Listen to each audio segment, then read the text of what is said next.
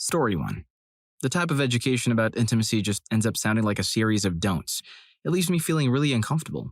It's all about the potential illnesses one could catch. As a teenager who hasn't experienced it yet, but definitely thinks about it, the way our teachers talk about it disgusts me. I know it's not all negative, but their focus is almost solely on the negatives. I'm not saying they shouldn't highlight the risks, but it would be really helpful to hear some positive aspects or what to do. I shared this sentiment with a friend who taught this topic for 5 years, and she introduced me to a more realistic conversation about intimacy. When you're young and inexperienced, choose partners you have strong emotional connections with, people you feel safe around, people you can openly discuss every aspect of intimacy and aftercare with. Age differences do matter. Stick to a 2-year gap in age until you're over 21. After that, you can extend it to 24 or 25. Avoid dating under 21 once you're 23. At 23, keep within 4 or 5 years of your age. By 26, you're generally open to dating someone of any age. It's more about life experience than just maturity. If you're intimately active, even with just one person, make sure to get regular checkups. Aim for a full panel blood test once a year. For casual encounters, always use protection. If it's 2 women, consider using dental dams. And when using toys, make sure to do it safely and use rubber. For encounters between 2 men, using rubber is important. If you're considering casual encounters, consider looking into pre-exposure prophylaxis. If you're not enjoying it, don't hesitate to stop or ask for what you want. Communication is key. Intimacy should be a comfortable experience, even the first time, unless you specifically request otherwise. It's meant to be enjoyable. Laughing is okay, and can even make it better. Reaching the peak isn't necessary. If someone refuses to use rubber, it's best to laugh it off and walk away. Let that be someone else's problem. If you can't be honest with your partners about sleeping with multiple people, then maybe you shouldn't be engaging in multiple partnerships, and that's perfectly fine. Verbal consent should always be sought and never coerced. Prior intimate warm-up is incredibly crucial and can begin long before any physical contact. Remember, aftercare is as vital as the act itself. Always inquire about your partner's needs. That's a concise summary of her 3-week program. Just imagine it like studying to become a doctor by only memorizing a list of diseases. Very useless indeed. Story 2. The emotional side of it all. It's actually quite disheartening how intimacy was likened to contraband, portrayed as something nasty, forbidden, with dire consequences. That's a surefire way to make kids feel ashamed and avoid discussing it in a comfortable setting. I attended a Catholic school, which felt like getting the worst of both worlds. On the biology front, it was all very clinical, a mere transfer of information like plugging in a USB drive and transferring files, end of story. Then on the religious side, it was the typical wait until marriage narrative, coupled with the idea that intimacy is a divine gift allowing 2 souls to unite. As someone with a Catholic background, I value the concept of intimacy as a gift from a higher power, but teaching it in such idealistic terms fails to paint a realistic picture of the act. It presents it almost as this perfect, almost mystical experience. Neither approach addressed the emotional vulnerability and anxiety that comes with bearing oneself, physically and mentally, with someone. Nor did it mention the natural excitement or potential awkwardness that comes with first-time experiences or new partners. There was no discussion about the psychological consequences of intimacy, positive or negative. It wouldn't surprise me if my classmates and I were pretty ill-equipped to handle it. Story 3. Even if you're in good health, pregnancies can sometimes take unexpected turns. Tough decisions might have to be made in those moments. No one truly prepares you for such a loss. I don't think our society fully grasps the risks involved in pregnancy. Moreover, the prevalence of early accidental pregnancy loss is often kept under wraps. It's as if there's this silent belief that it's the body's fault, leading to feelings of shame. Consequently, young women feel isolated, thinking they're the only ones facing this, while in reality, it's likely that many of their friends have experienced early loss in pregnancies too. Occasionally, the body instinctively detects that something isn't right in the early stages and ends the pregnancy. Sometimes, for no apparent reason, the body just changes its mind. About 1 in 4 pregnancies ends in loss, and these are just the reported cases. Most cases occur in the early stages when women might not even realize they're pregnant yet. Recent studies suggest this might be the most common outcome after fertilization. Story 4. They never covered all the other stuff, especially that white stain. They talked about periods, pregnancy and gender, like chromosomes, anatomy, hormones, and so on, but they never touched on that one thing. I used to think something was off with me for years. I felt incredibly embarrassed about it. To those suggesting my parents should have filled me in, my mom passed away when I was little. I was raised by a single dad who didn't have that kind of knowledge. I didn't have any sisters or women around as I grew up. So please, stop blaming my mom for this. I mean, someone once said, sometimes your lady bits might just decide to ruin your favorite pair of undies randomly. Nope, not at all. We learned about the different types of intersex and the ethical debate surrounding intersex genital surgeries. It's good they covered this, but it only really affects around 1% of the population. Back when I was young, I used to accompany my dad to the grocery store. I'd linger in the magazine aisle while they shopped. No phones back then, it was the 90s. I grabbed a teen magazine, something like Girl's Life. It was great because it shared a lot of personal stories. Towards the back, there was a Q&A section where girls sent in questions. One day, the copy I picked up had this question.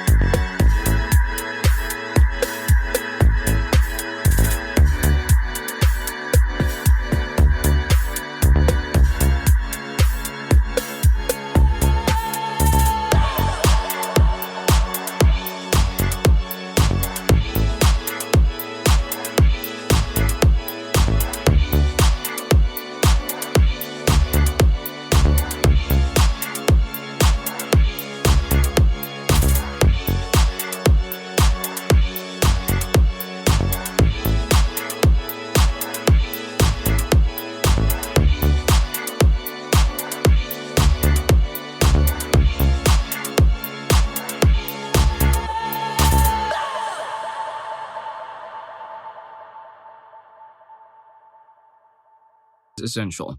A simple wipe doesn't suffice. My college roommate once referred to it as the moment when the bomb drops. Once you experience it, you understand.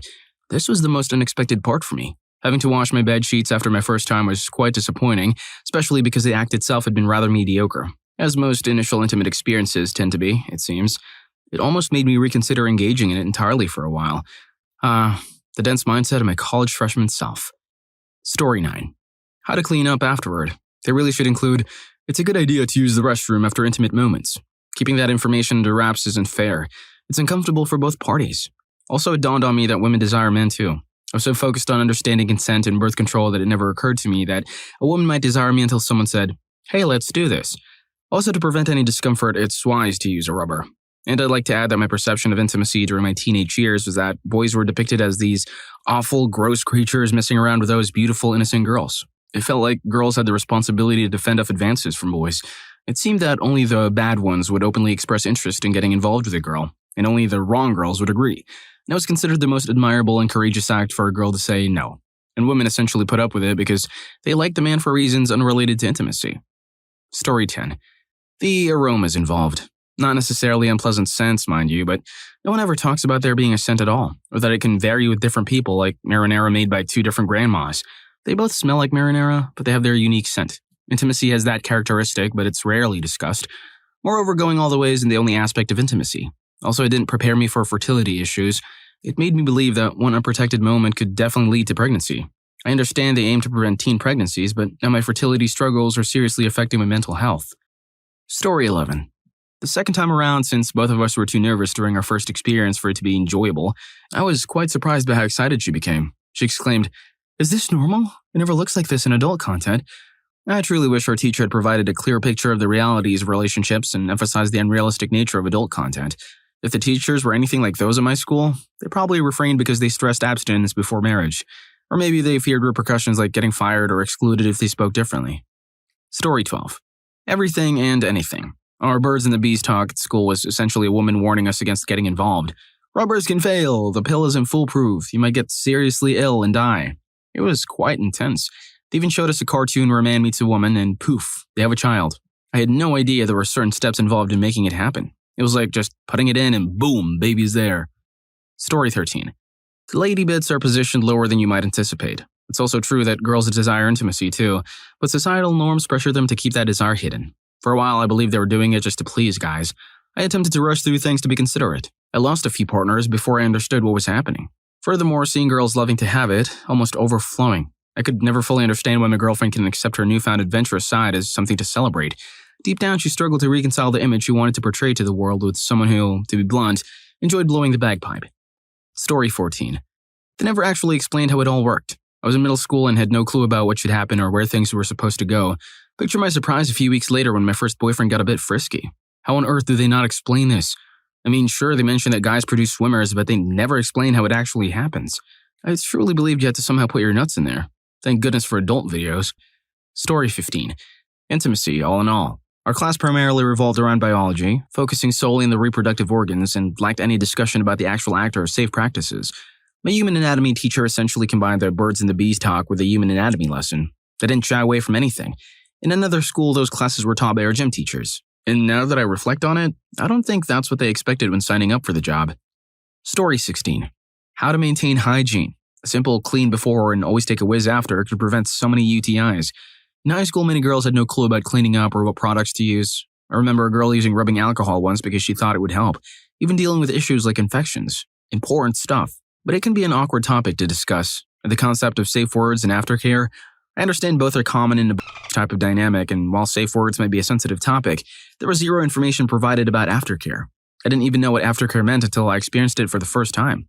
That definitely needs to be taught in schools. And not for myself, but for the guys I've been with. A surprising number had no idea what getting themselves cut was. They knew it involved trimming, but no one ever showed them what exactly needed to be removed.